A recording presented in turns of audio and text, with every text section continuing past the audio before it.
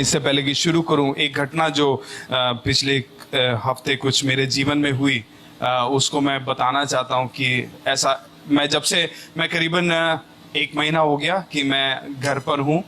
आप जैसे जानते हैं मैं पढ़ाई कर रहा हूं और मैं जब छुट्टियों में घर आया हूं तो मैं 1 महीने से घर में हूं। बहुत दिनों बाद अपने बच्चों को देख रहा हूं, तो कई बार वो जब खेल रहे होते हैं, आपस में खेल रहे होते हैं, मेरा एक बेटा है और एक बेटी है, वो आपस में जब खेल रहे होते हैं उनको आपस में खेलते हुए देखकर भी मैं ना कई बार अनजाने में सोनाली जो मेरी पत्नी है उसको बोलता हूँ कि सोनाली मुझे ये बच्चे बहुत पसंद है, मुझे ये बच्चे बहुत पसंद है। और पता नहीं मेरे दिल से वो प्यार उनके लिए उमड़ता रहता है और मैं बीच बीच में ऐसा करता रहता हूँ। तो एक दिन जब मैं ऐसा सोनाली को बोल रहा था कि सोनाली मुझे ये बच्चे बहुत पसंद है, मैं इन लोगों से बहुत प्यार करता हूँ, तब उसी समय परमेश्वर ने मुझसे बात करना शुरू किया। प्रभु बोलता है, इस तरह से बोला था कि मैं भी कई बार तुझसे इसी तरह से प्यार करता हूँ कि शायद से हम उसके लिए कुछ कर भी नहीं रहे होंगे, हम बस एक कोने में बैठे होंगे, लेकिन हमारा उसके घर में रहना ही एक आराधना है। हालेलुया। हमारा अस्तित्व, the मियर existence of me and you itself is a worship. Hallelujah. हम कई बार सोचते हैं कि गीत गाएं, हाथ उठाएं, नाचे गाएं, यही आराधना है, लेकिन एक पिता के लिए उसके बच्चे का भवन में होना ही एक बहुत बड़ी आराधना है। हालेलुया। तो आज आप जिस कमरे में बैठे हैं, जिस जगह पर बैठे हैं, मैं कहना चाहता हूं आपका इस घर में रहना ही एक आराधना है, पिता के लिए एक बहुत बड़ी आराधना है। हालेलुया। इसीलिए शायद से भजन संहिता 27 में दाऊद इस तरह से कहता है कि मैंने एक वर को मांगा और उसी के यत्न में मैं जीवन भर लगा रहूंगा। और वो वर क्या था कि मैं यहोवा के भवन में बना रहूं। हालेलुया। क्योंकि उसको पता था उसके भवन में बस आकर बैठना ही, उसके भवन से जुड़ा रहना ही एक बहुत बड़ी आराधना है। हालेलुया। और मेरी यही प्रार्थना है कि आज का ये समय जब आप प्रभु के सामने बिता रहे हो, ये एक बहुत बड़ी आराधना स्वर्ग स्वीकार करें। हालेलुया। जैसे कुरनेलियुस से स्वर्गदूत बोलता है कि तेरी प्रार्थनाएं और तेरा देना स्वर्ग में एक मेमोरी या एक याददाश्त के तौर पर बन चुका है। हालेलुया। आज की ये जो समय है वो स्वर्ग में रजिस्टर हो जाए एक आराधना के तौर पर। हालेलुया। मैं आज जिस विषय में बात करना चाहता हूं उसकी शुरुआत यूहन्ना उसके 5वां अध्याय उसके 19वें वाक्य में जो एक बात यीशु मसीह कहता है उससे जुड़ी हुई बातों को मैं बांटना चाहता हूं। यूहन्ना 5 उसका 19वां वाक्य। इस पर यीशु ने उनसे कहा, मैं तुमसे सच सच कहता हूँ, पुत्र आप में कुछ नहीं कर सकता, केवल वह जो पिता को करते देखता है, क्योंकि जिन जिन कामों को वह करता है उन्हें पुत्र भी उसी रीति से करता है। आमीन। हालेलुया। ये बड़ा ही स्ट्रेंज यानी बड़ा ही अलग से हटा हुआ एक वचन मुझे लगता है, क्योंकि यहाँ पर यीशु मसीह बोलता है कि मैं वही करता हूँ जो पिता को करते हुए देखता हूँ। हालेलुया। वो ऐसा नहीं बोल रहा कि मैं वही बातें करता हूँ जो पिता मुझसे कहता है और मैं सुनता हूँ। वो बोलता है कि मैं वही बातें करता हूं जो पिता को करते हुए देखता हूं। हालेलुया। और उसके आगे वो बोलता है कि पुत्र पिता जो करता है उसके साथ जुड़ जाता है। हालेलुया। मेरे जीवन में एक बहुत बड़ा एक यात्रा या एक जर्नी या एक प्रोसेस था जहां पर कि मैं सीखता हूं और सीख भी रहा हूं कि किस तरह से परमेश्वर पिता मुझसे बात करता है। और मेरे हिसाब से मसीह जीवन में ये बहुत अधिक जरूरी है कि हम समझे कि परमेश्वर पिता मुझसे और आपसे किस तरह से बात करता है। हालेलुया। एक बहुत ही कॉमन या साधारण तरह से हम इस तरह से बोलते हैं कि परमेश्वर अपने वचनों से बात करता है। हालेलुया। या परमेश्वर की धीमी आवाज को हम सुनते हैं, है ना। ये कुछ मोड है या कम्युनिकेशन या वार्तालाप के कुछ तरीके हैं जो हम साधारण तौर पर सुनते हैं। हालेलुया। लेकिन मैं कहना चाहता हूं कि परमेश्वर का हमसे बात करना यहां तक सीमित नहीं है। हालेलुया। मैं कई बार लोगों को ये कहते हुए या कई बार मैं भी इस तरह से बोलता हूँ, पता नहीं परमेश्वर बात ही नहीं करता है। मैं किसी एक खास विषय में मैं प्रार्थना कर रहा हूँगा, किसी एक खास विषय के लिए इंतजार कर रहा हूँगा और मुझे उसकी कोई आवाज नहीं आती और मैं कहने लगता हूँ कि शायद से प्रभु मुझसे बात ही नहीं कर रहा है। हालेलुया। लेकिन अगर पिता के स्वभाव को देखेंगे तो ऐसा हो ही नहीं सकता कि पिता अपने बच्चों से बात ना करें। हालेलुया। मेरे 2 बच्चे हैं, मैं घर में उनके साथ समय बिताता हूं और ऐसा हो ही नहीं सकता कि ऐसा एक भी दिन नहीं जा सकता या ऐसा एक भी घंटा नहीं जा सकता जहां पर मैं उनसे बात नहीं करता हूं। हालेलुया। तो कितना अधिक हमारा स्वर्गीय पिता हमसे बात करता है। हालेलुया। वो एक ऐसा पिता है जो हमें पाप में देखेगा तो भी हमारी तरफ दौड़ कर चला आएगा। हालेलुया। हम जब धर्मी और उसके घर में उसके साथ बने रहेंगे तो कितना अधिक वो हमसे बात करता है। हालेलुया। एक दिन परमेश्वर ने मुझसे ऐसे बात किया कि ऐसी क्या दोस्ती कि बस एक की चली और दूसरे की ना चली। हालेलुया।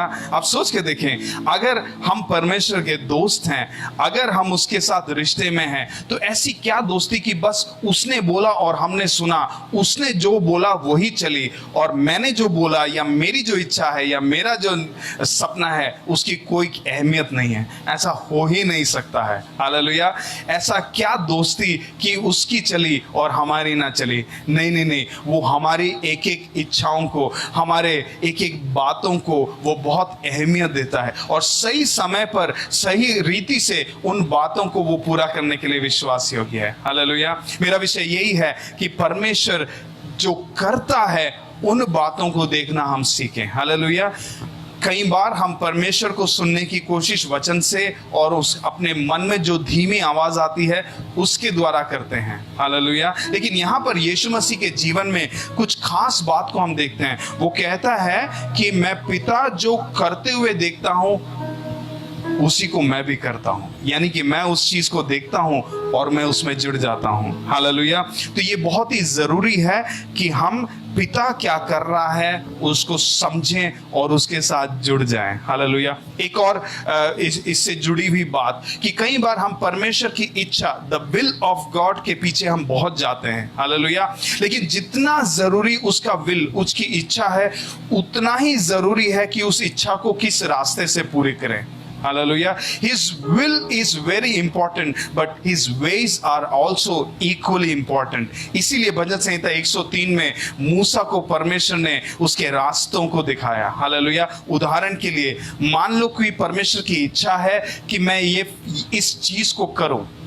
हालेलुया। और जब मुझे पता चल गया कि उसकी इच्छा क्या है कि इस फलाने चीज को करना है, तो मैं फिर एक रेस में लग जाता हूं कि कैसे तो करना है। हालेलुया। मैं उस रैट रेस में लग जाता हूं कि कैसे तो उस बात को पूरा करना है और मैं कई बार रुककर सोचता भी नहीं हूं कि प्रभु तू क्या चाहता है कि मैं उस बात को किस तरीके से करूं। हालेलुया। क्योंकि उसका विल, उसकी इच्छा तो है, उसके साथ साथ एक रास्ता भी है जिससे वो चाहता है, एक तरीका भी है जिससे वो चाहता है कि वो उस बात को पूरा करे। हालेलुया।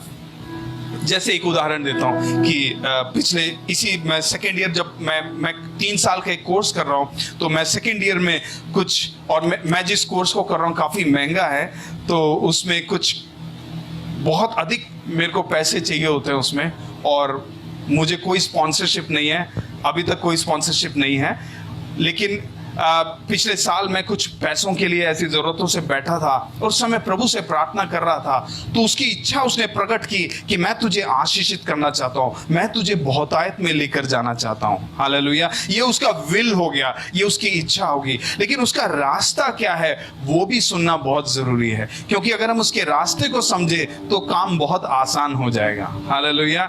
नहीं तो यहाँ से 1 किलोमीटर की दूरी करीबन कई किलोमीटर की दूरी में बदल सकता है, कुछ दिन के रास्ते 40 साल में बदल सकते हैं। हालेलुया। तो मैंने प्रभु से पूछा कि प्रभु मैं क्या करूं कि मेरे जीवन में इस तरह का एक ब्रेक थ्रू आए। तो उसने बोला कि तेरे अकाउंट में जो पैसा है उसको खाली कर दे ताकि मैं उसे दोबारा से नए सिरे से भरूं। और मेरे लिए वो बड़ी मुश्किल की बात थी, क्योंकि मेरे अकाउंट में करीबन 50,000 रुपए थे और वही मेरे आखिरी पैसे थे। लेकिन जब प्रभु से सुना, ना इधर की सोची ना उधर की, मैंने वो करीबन 50,000 रुपए कुछ लोगों को प्रभु ने दिखाया और उनके अकाउंट में मैंने डाल दिए, और आप मानोगे नहीं, 3 दिन के अंदर अंदर मेरे को जितना चाहिए था उससे कहीं अधिक परमेश्वर ने, यानी कि कई गुना अधिक परमेश्वर ने किसी के मन में काम किया और मेरे अकाउंट में वो पैसा वापस आ गया। हालेलुया। परमेश्वर की इच्छा को जाने और परमेश्वर किस तरह से करना चाहता है उसके रास्तों को भी जाने, ये बहुत मसीह जीवन में जरूरी है। Hallelujah. Understanding his will and understanding the ways of God. Hallelujah. पर यीशु मसीह जब बोलता है कि मैं वही करता हूं जो पिता को करते हुए देखता हूं, तो उसका मतलब ये है कि न सिर्फ मैं सुनता हूं, न सिर्फ मैं पढ़ता हूं, लेकिन मैं देख भी सकता हूं कि पिता क्या कर रहा है। हालेलुया। उदाहरण के लिए मान लीजिए मैं एक पिता हूं, मान लीजिए कि मैं अपने घर में हूं या आप अपने घर में बैठे हैं, है ना।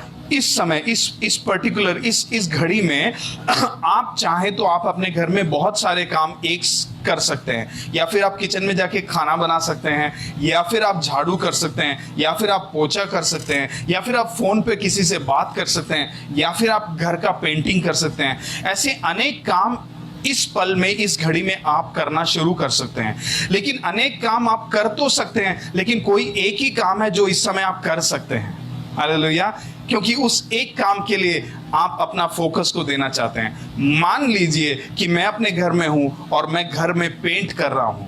हालेलुया। और मुझे पेंट करते हुए देखते देखते मेरे बेटे या मेरा बेटी ने देखा कि पिता पेंट कर रहा है, और अगर उस पेंटिंग के साथ अगर वो जुड़ जाए तो पिता का काम सामर्थ्य हो जाएगा।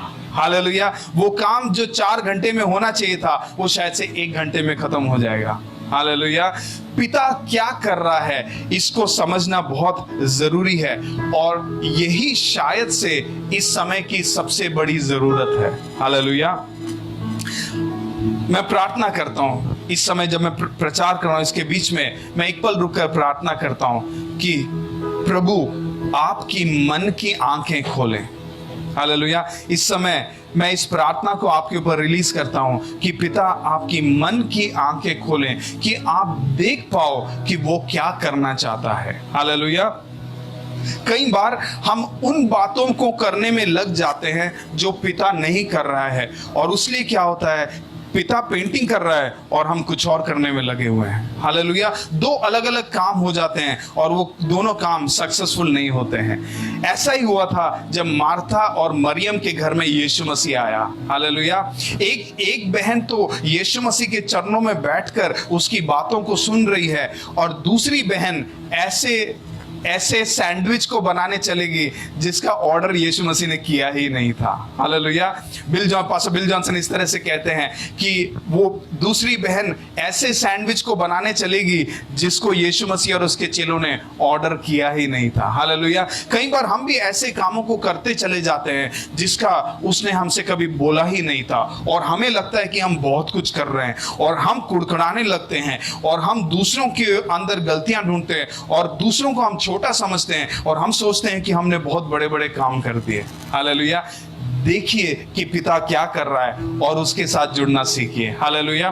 जब डिसर्नमेंट यानी कि विवेक का जो वरदान है वो काफी कुछ इस बात से जुड़ा हुआ है कि पिता क्या करना चाहता है। हालेलुया। जब हम इब्रानी पढ़ते हैं, इब्रानी 5:14 में, कोई हिंदी में उसको पढ़ दीजिए, जहां पे कि इस वरदान के बारे में कुछ बातें लिखी है। एक तो पहला कुरिन्थियों में लिखी है और दूसरा रोमियो में लिखा है। इब्रानी 5:14 में लिखा है,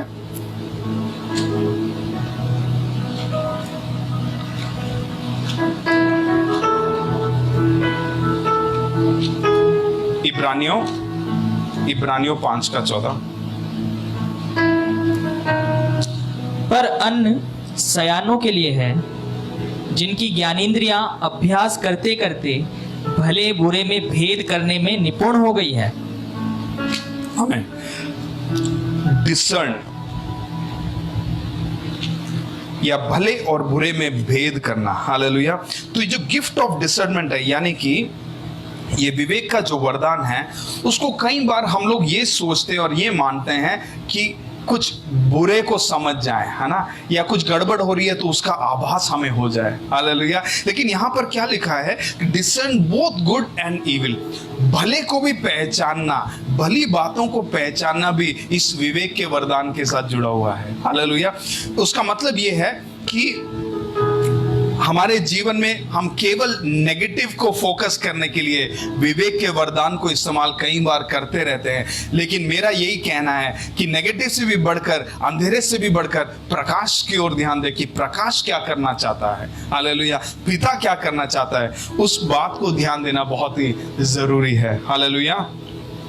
और हम कई बार मैं जैसे इस पॉइंट को मैं और थोड़ा सा समझाना चाहता हूं, क्योंकि जैसे कि उदाहरण के लिए आदम और हवा को अगर आप देखेंगे अदन की वाटिका में, वहां भले और बुरे का एक पेड़ था और वहां पे एक जीवन का पेड़ था। हालेलुया। लेकिन और आदम और हवा के नेचर को देखें, वो भले और बुरे पेड़ का फल खाने में बहुत ही इच्छुक थे। हालेलुया। लेकिन भला होता कि वो जीवन का फल खाते, भला होता कि उनके जीवन का फोकस वो जीवन का पेड़ बन जाता। हालेलुया।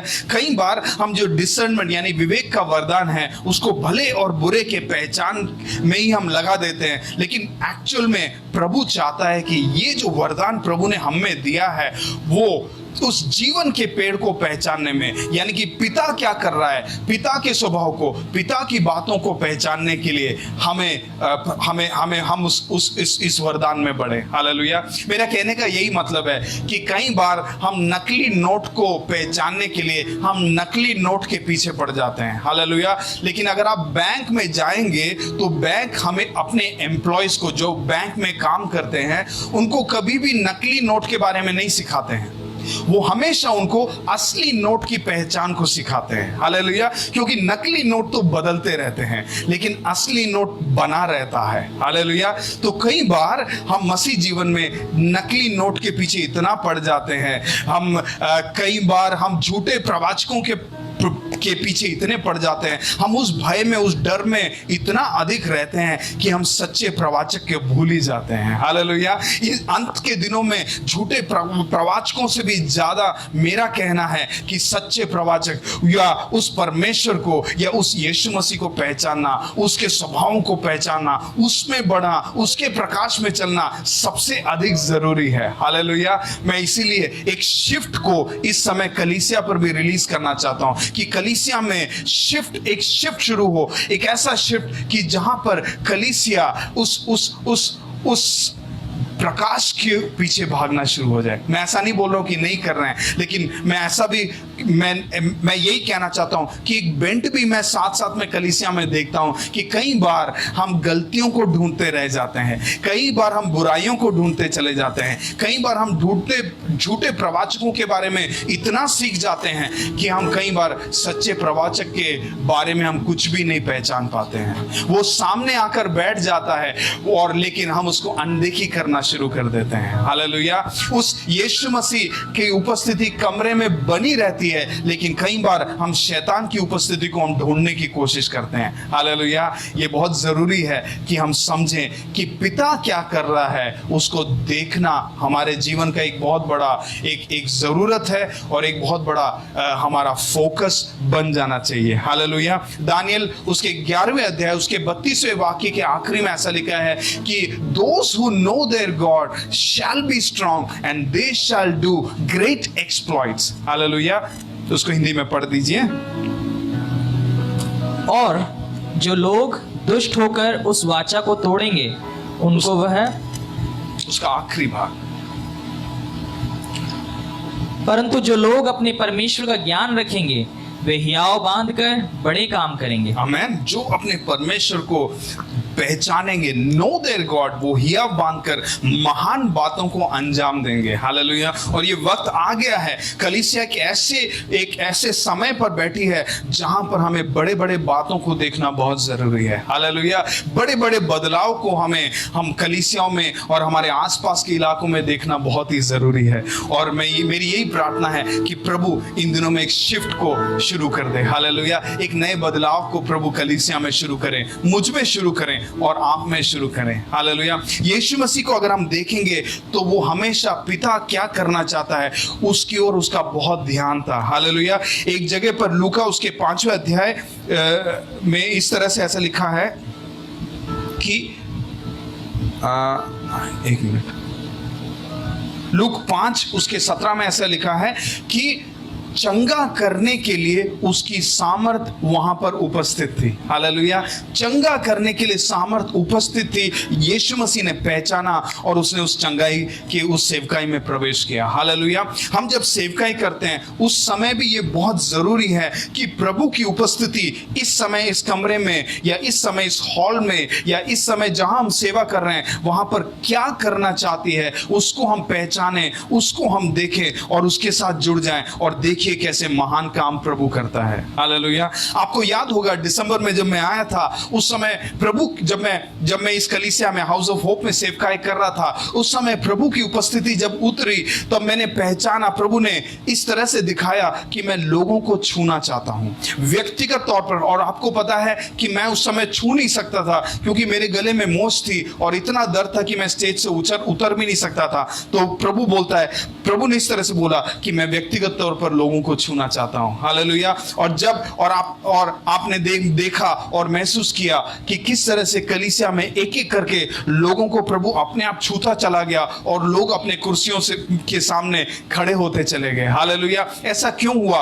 क्योंकि वो पहचान, वो समझ कि पिता इस समय क्या करना चाहता है। हालेलुया। अगर हम समझ जाएं और उससे जुड़ जाएं तो महान महान बातें हम अपनी सेवकाई में, अपने व्यक्तिगत जीवन में हम देख सकते हैं। हालेलुया। ये जब यीशु उस फरीसी सिमोन फरीसी यानी कि लूका उसके 7वें अध्याय में हम चलेंगे और वहां पर जो सिमोन फरीसी था उसके घर में जब यीशु मसीह था वहां पर एक पापिन स्त्री आती है। वो घटना बहुत ही यूनिक है क्योंकि वहां पर यीशु मसीह का विवेक या उसका जो पहचान है कि पिता क्या कर रहा है वो काफी उठकर दिखता है। हालेलुया। वहां पर हम देखते हैं कि सिमोन फरीसी उस यीशु मसीह को अपने घर पर बुलाता है जो कि लूका 7वां अध्याय उसके 36वें वाक्य से लेके 50वें वाक्य तक हम देखते हैं। और वहां पर वो जब वो भोजन के लिए उसके घर में पहुंचता है एक पापिन स्त्री उसके घर में आ जाती है और यीशु के चरणों में बैठकर वो अपने आंसुओं को बहाने लगती है। हालेलुया। बहुत ही विचित्र एक पिक्चर था वहां पर। देखिए फरीसी था वो व्यक्ति। हालेलुया। एक फरीसी के घर में एक पापिन स्त्री का आना, वो भी यीशु मसीह के पास आना और उसके पांव में बैठकर आंसू बहाना एक बहुत ही अजीब पिक्चर को क्रिएट करता है। हालेलुया। और फरीसी के मन को आप देखें, मैं उन वचनों में नहीं जा रहा हूं, उसके 39वें वाक्य में फरीसी चाहता था अपने दिल से कि यीशु मसीह अपने डिसर्नमेंट को या अपने विवेक का इस्तेमाल करके पहचाने कि ये स्त्री कौन है। हालेलुया। लेकिन उसके 40वें वाक्य में हम देखते हैं कि यीशु मसीह ने अपने डिसर्नमेंट को इस्तेमाल करके सिमोन के मन में क्या चल रहा है इसको भी पहचान लिया। हालेलुया।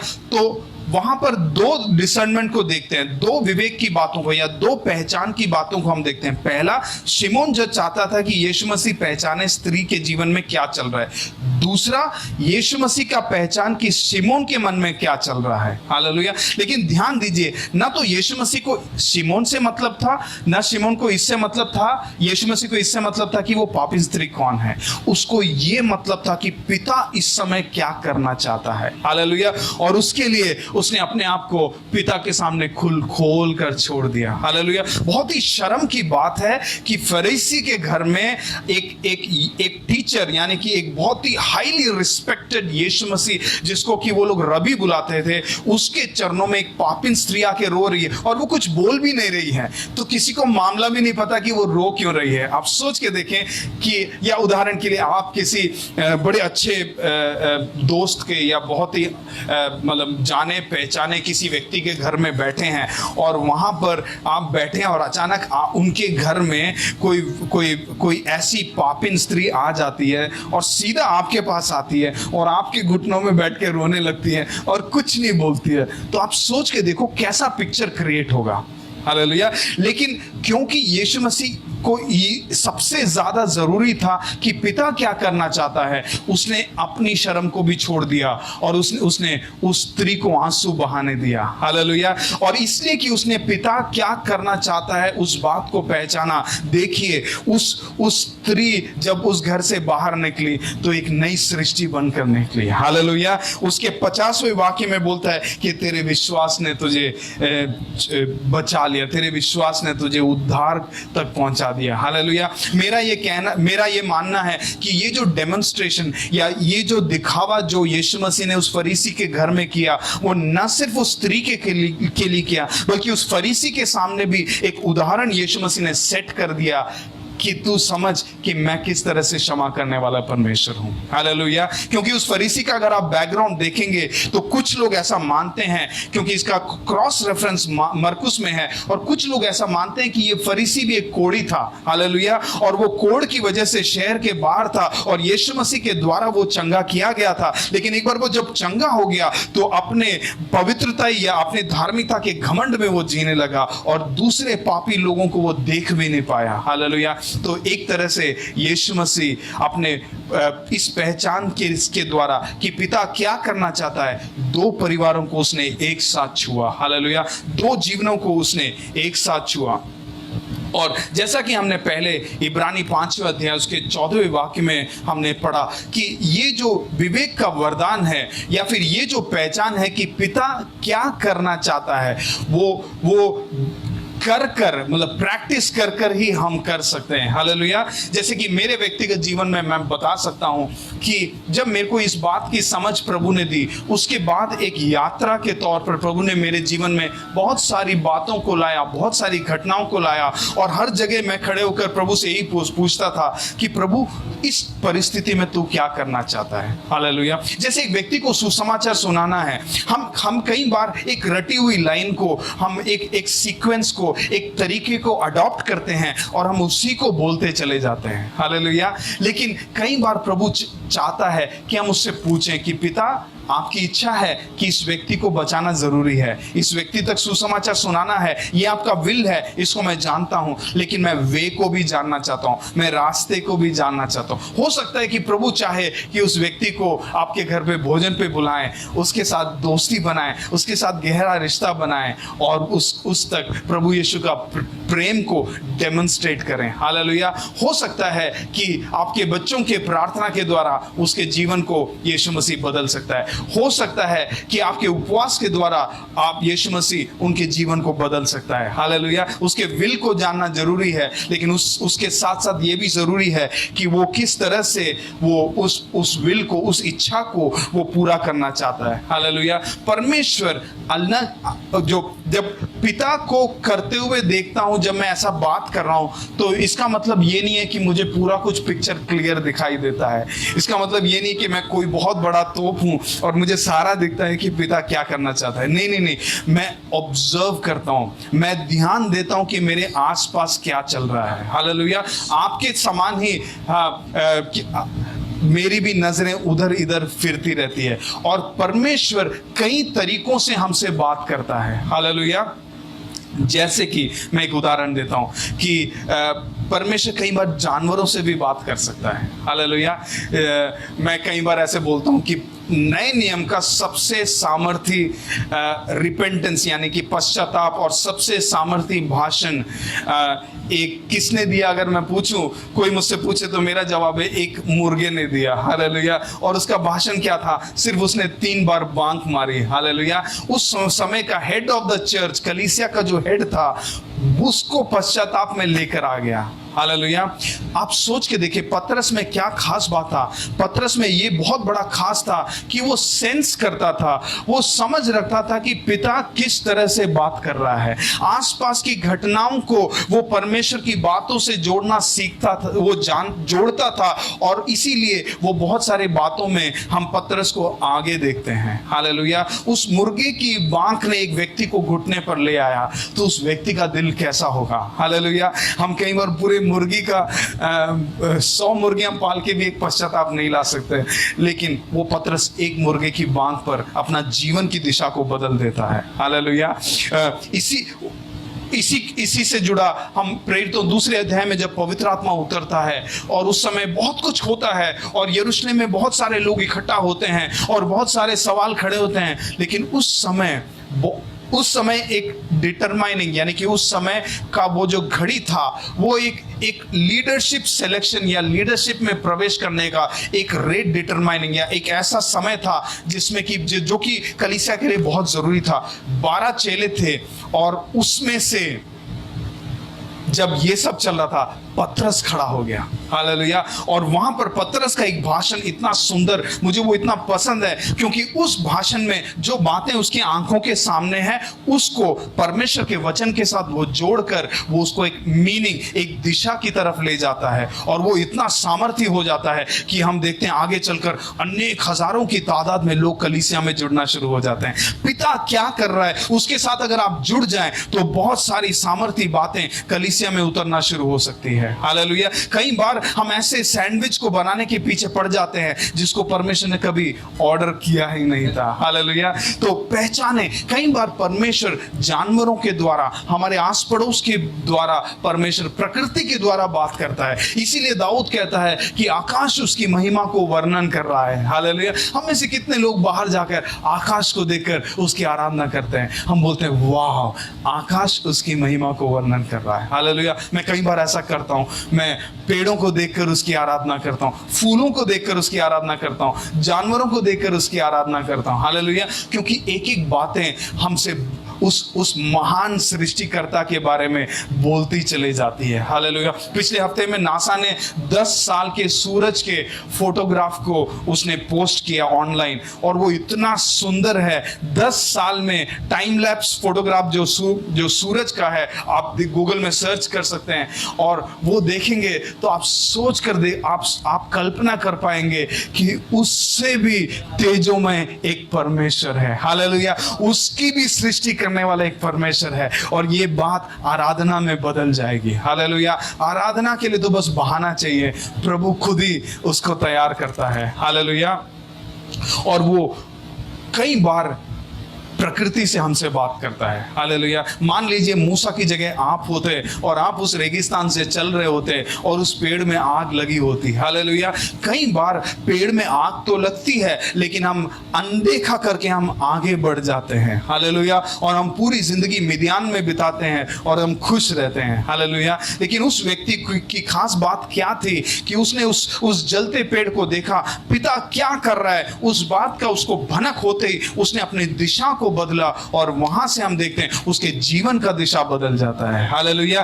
कई बार पिता क्या कर रहा है उसको अगर आप समझ पाए तो शायद से आपके जीवन की दिशा बदल सकती है, हालेलुया। शायद से ऐसी महान बातें आपके और मेरे परिवारों से शुरू हो सकती है जो आज तक किसी ने ना देखी हो, ना सुनी हो, हालेलुया। क्योंकि उसका वायदा पक्का है, जैसे उसने इफिसियों 3:20 में ऐसा लिखा है कि he is able to do exceedingly abundantly above all that we can ask. वो हम जितना सोचते हैं और जितना मांगते हैं उससे कहीं अधिक करने के लिए वो सामर्थ्य है, हालेलुया। अब्राहम को देखिए, वो जब बाहर निकला, जब वो मेरे को लगता है उत्पत्ति 17 में है, जब परमेश्वर उसके पास आकर उत्पत्ति 15 में है, परमेश्वर उसे इस तरह से बोलता है कि मैं ही तेरी ढाल हूं और मैं ही तेरा अत्यंत बड़ा प्रतिफल हूं। उस समय इतनी सुंदर वचन का जवाब अब्राहम ने बड़ा चिढ़कर बोला कि प्रभु क्या मेरा जो नौकर है उसकी संतान क्या मेरा वारिस बनेगी, बोलकर बड़ा चिढ़कर इतने महान बात का उसने उत्तर दिया। लेकिन उसमें भी वो पिता अपने बच्चे को समझाने के लिए उसको बोलता है कि एक काम कर, तू तंबू से बाहर निकल, हालेलुया। और उसको बाहर ले जाता है और उसको समझाने की कोशिश करता है कि प्रभु उसके जीवन में क्या काम करना चाहता है, हालेलुया। वो अब्राहम के जीवन में हम देखते हैं कि वो आकाश के सितारों को अब्राहम को दिखाता है, वो रेत को दिखाता है और इन प्रकृति की चीजों के द्वारा उस वायदे को उसके अंदर वो स्थापित करता है, हालेलुया। मैं प्रार्थना करता हूं कि आपके आसपास की बातें प्रभु के अनेक वायदों को आपके जीवन में स्थापित कर देगी, हालेलुया। जिस घर में आप बैठे बैठे हैं इस समय, उसकी दीवारें, वो जो छत है, वो इस बात का वायदा है कि मैं तुझे ढकने वाला, मैं तुझे सुरक्षित रखने वाला परमेश्वर हूं। मैं तेरी ढाल हूं और मैं ही तेरा अत्यंत बड़ा प्रतिफल हूं। हालेलुया। अपने घर में जहां भी आप बैठे हैं, अपनी आंखों को फेरें, एक बार देखें एक एक भलाइयां, एक एक चीजें जो घर में प्रभु ने जोड़ी है, कहां से शुरू किया था और कहां आज आप पहुंच चुके हैं। हालेलुया। और यही इस बात को दिखा रहा है कि वही हमारी ढाल है और वही हमारा अत्यंत बड़ा प्रतिफल है। हालेलुया। प्रभु हम एक एक को मदद करे कि हम पहचाने कि पिता किस तरह से हमसे बात करता है। एक कई जगहों पर यीशु मसीह बोलते हैं समयों को और मौसमों को पहचाने, discern the times and seasons. Hallelujah. कई बार उस समयों से और सीजन से भी परमेश्वर हमसे बात करता है। जैसे कि इन दिनों में एक बहुत बड़ा सीजन कोरोना वायरस का, या एक बहुत बड़ी महामारी का एक सीजन पूरे दुनिया भर में चल रहा है, और इस सीजन के द्वारा भी परमेश्वर अनेक बातों को हमसे कर रहा है। हालेलुया। और इन सीजन के दौरान हम कई बार बुरी बातों की ओर भी नजर रखकर डर सकते हैं, या हम परमेश्वर की बातों पर ध्यान देकर हम आशा के साथ हम बहुत सारी बातों में प्रवेश भी हो सकते हैं। हालेलुया। जब मैं इस सीजन से गुजर रहा था, जैसे मैंने पहले भी कलीसिया में बैठा, परमेश्वर ने मुझसे इस तरह से बोला कि जब कभी आंधी होती है, मैं हमेशा आंधी के ऊपर एक अधिकार को भी रिलीज करता हूं। हालेलुया। क्या तू इस अधिकार में प्रवेश करना चाहता है या नहीं? ऐसा एक सवाल परमेश्वर ने मुझसे किया, और उस दिन से, जब से ये कोरोना वायरस शुरू हुआ है, प्रभु मैं देख रहा हूं कि प्रभु नई नई बातों में, नए नए अधिकारों में प्रभु प्रवेश करने के लिए मुझे मदद कर रहा है। पिता क्या कर रहा है उसकी ओर नजर रखने के लिए प्रभु मुझे मदद कर रहा है। हालेलुया। इस घटना के बाद से प्रभु ने कुछ नए देश, यानी कि यूरोप में एक नेदरलैंड करके एक देश है, वहां पर एक झुंड को मेरे से जोड़ा, और उसके बाद लेबनान में कुछ एक झुंड को जोड़ा। और मैं कहना चाहता हूं ये सब कैथलिक्स हैं। हालेलुया। ऐसे कैथलिक्स या ऐसे नामधारी लोग जो बोलते हैं कि पास्टर हमें भी ये चाहिए, हमें भी प्रभु का वो सामर्थ चाहिए। और आप विश्वास नहीं करेंगे, फोन पर पिछले हफ्ते ही हमने उन दो बहनों से दोबारा बात की थी। फोन पर दो बहनें एक साथ पवित्र आत्मा से भर गई। हालेलुया। और ये सब नामधारी लोग हैं। आप सोच के देखें कि या फिर हम कोरोना वायरस में अंधेरे की बातों पर या ईविल पर हम ध्यान दे सकते हैं, या फिर हम उस प्रकाश क्या करना चाहता है उसको पहचान कर उस प्रकाश के साथ जुड़ सकते हैं। और मैं कहना चाहता हूं, अंधेरे में आप जो भी ढूंढेंगे आप हमेशा ठोकर खाएंगे, लेकिन आप उजियाले में जो कुछ ढूंढेंगे आपकी आंखें चकाचौंध हो जाएंगी। आप नए नए बातों में प्रवेश करेंगे, आपको नई नई चीजें दिखनी शुरू हो जाएंगी। आपके जीवन में परमेश्वर के प्रकाशन से प्रकाशन भरते चले जाएंगे। हालेलुया। एक सीजन को पहचानना, मौसम को पहचानना। हालेलुया। फाइनेंसेस में, यानी कि आपके आर्थिक जीवन में पिता क्या करना चाहता है ये समझना बहुत जरूरी है। क्योंकि जैसे मैंने पहले बोला कि मेरे पास पैसे नहीं थे, प्रभु से पूछा क्या करूं, प्रभु ने बोला अकाउंट खाली करो तो मैं भर दूंगा। और सबके लिए एक फॉर्मूला नहीं है। ऐसा मत करना कि आप कल को बोलोगे पास्टर ने बोला अकाउंट खाली करो, मैंने अकाउंट खाली कर दिया। मैं सबके लिए फॉर्मूला नहीं बोल रहा हूं। आप व्यक्तिगत तौर पर प्रभु से पूछो, प्रभु क्या है वो कि हम मेरे जीवन में आर्थिक बढ़ोतरी के लिए मैं क्या कदम उठाऊं, क्या बातें करूं। हो सकता है कि प्रभु बोले कुछ नई शुरुआत करें, हो सकता है कि प्रभु कुछ पापों से पश्चाताप करने के लिए बोले, हो सकता है कि प्रभु एक नए समर्पण को आपके जीवन में लाने के लिए बोले, हो सकता है कि प्रभु आपको नए सिरे से कुछ तैयार करना चाहता हो। मुझे नहीं पता क्या है, लेकिन प्रभु से पूछे कि पिता आप बताएं कि आप क्या करना चाहते हैं। और मैं इस समय इस बात को भी रिलीज करता हूं, इस प्रार्थना को भी रिलीज करता हूं कि प्रभु आपकी मन की आंखों को खोलें कि किस तरह से आप कदम उठाएं और प्रभु आपको आर्थिक तौर पर आपके जीवन में आशीष करें। हमें ये भी समझना जरूरी है, या इस बात का भी विवेक या इस बात का भी डिसर्नमेंट होना जरूरी है कि जब आंधी और तूफान चलता है उस समय हम क्या करें। Hallelujah. Discernment of what he is doing in the storm, यानी कि कई बार मैं इसलिए ये विषय खास बोल रहा हूं क्योंकि कई बार जब आंधी और तूफान आता है तो कई बार हम भूल ही जाते हैं कि प्रभु क्या कर रहा है। उसकी ना तो कुछ आवाज सुनने में आती है, ना उसकी कुछ बातें सुनने में आती है। उस समय हम पूरा कंफ्यूज रहते हैं। लेकिन मैं कहना चाहता हूं कि अगर इस समय आपके जीवन में आंधी और तूफान है, आपके परिवार में अनेक बातें हैं जो आप जो सॉल्व नहीं हो रही है, आपके व्यक्तिगत जीवन में बहुत सारी दुख और तकलीफें हैं, तो मैं कहना चाहता हूं एक पल रुकिए, जहां पर हो वहीं रुकिए और पिता से पूछिए कि पिता तू क्या कर रहा है, तू मेरे परिवार में नए सिरे से क्या कर रहा है, तू जो कर रहा है मैं उसके साथ जुड़ना चाहता हूं, मैं उसके साथ जुड़ना चाहता हूं। हालेलुया। जब पतरस ने आंधी में, जब चेले आंधी में थे तो एक तरफ तो चेले उसको भूत बोलकर डर के किनारे में बैठे और दूसरी तरफ पतरस ने बोला यदि तू है तो मुझे बुला ले। हालेलुया। पिता तू क्या कर रहा है, मुझे उस पतरस ने पहचाना और उस पहचान के द्वारा क्या हुआ, उसने प्रभु से को पुकारा और उस पहचान के द्वारा उस आंधी में उस पानी के ऊपर वो चलने लग गया। हालेलुया। तो पूछें इस आंधी के बीच में प्रभु तू क्या कर रहा है, और वो जो कर रहा है, पिता जो कर रहा है, उस पिता की बातों के साथ जुड़े। मैं जल्दी खत्म करना चाहता हूं क्योंकि बहुत समय काफी आगे बढ़ गया है। ये भी समझना बहुत जरूरी है, डिसर्न करना कि हमारे साथ जुड़े हमारे आसपास के लोगों के जीवन में प्रभु क्या कर रहा है।